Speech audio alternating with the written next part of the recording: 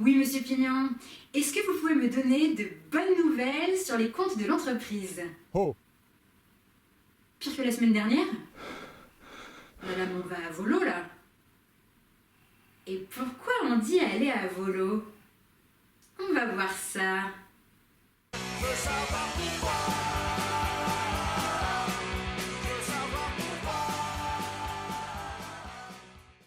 Aller à volo signifie décliner peu à peu, allant jusqu'à sa perte.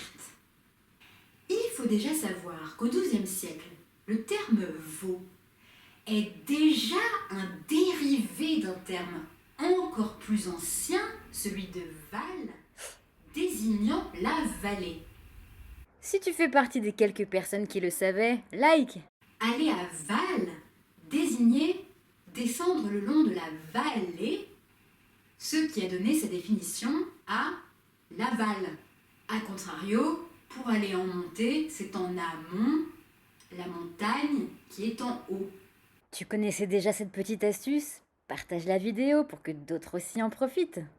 Puis le temps a fait que le U a pris la place du L, devenant à volo. Aller à volo signifiait alors concrètement suivre le cours de l'eau dans sa descente.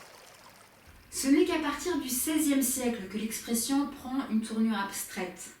Par exemple, une entreprise commence à descendre, elle court à la faillite, elle va à volo.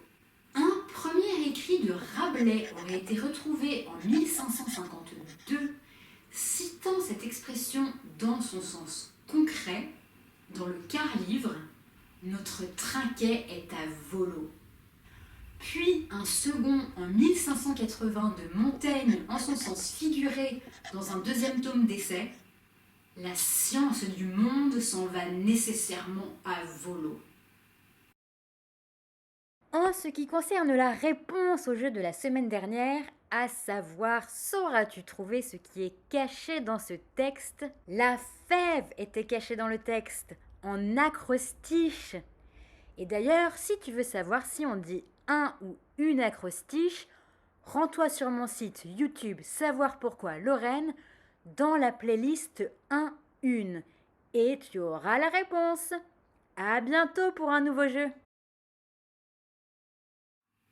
Maintenant que tu sais tout sur aller à volo, like, partage, abonne-toi sur YouTube. Savoir pourquoi Lorraine, laisse des commentaires. Abonne-toi aussi sur Facebook. Savoir pourquoi. À très vite pour une nouvelle expression.